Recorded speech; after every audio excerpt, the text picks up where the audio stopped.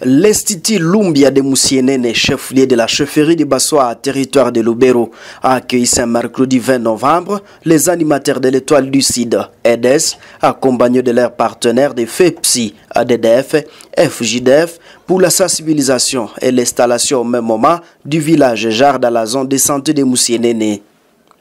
Des centaines d'élèves et leurs enseignants rassemblés dans la cour scolaire ont été instruits sur plusieurs thèmes, dont les troubles mentaux en milieu scolaire. Ils ont aussi appris comment éviter ces troubles. Surnommé dans votre classe, bon, vous serez là-bas, vous serez comme si vous allez faire semblant d'accepter ces noms. Mais arrivé à la maison, ça va vous déranger, je pense. Si on vous donne par exemple le nom de, par exemple le prénom Hibou, dans la classe on vous donne le nom de Hibou, vous allez faire semblant en classe d'accepter ces noms. Mais quand vous serez à la maison, ça va vous toucher et vous pouvez manifester quelques signes.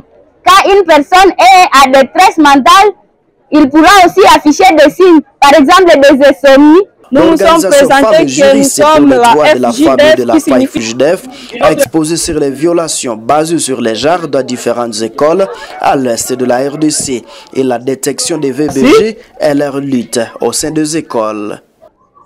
Les violences ne se font pas seulement chez les enseignants, mais aussi chez les élèves. Premièrement, il y a l'attentat à la pudeur. L'attentat à la pudeur, c'est-à-dire il y a certains garçons qui tapent sur les fesses des filles.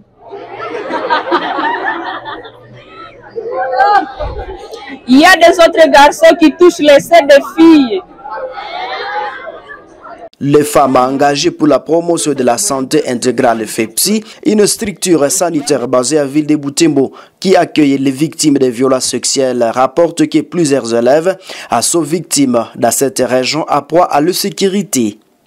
Kinanga Jackson a saisi à cette occasion pour parler largement de la santé sexuelle et reproductive et les dangers d'utilisation précoce du sexe.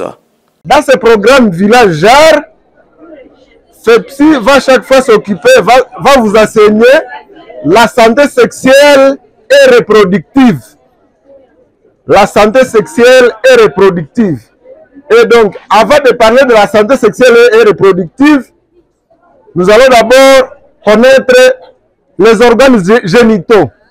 Vous connaissez les organes génitaux?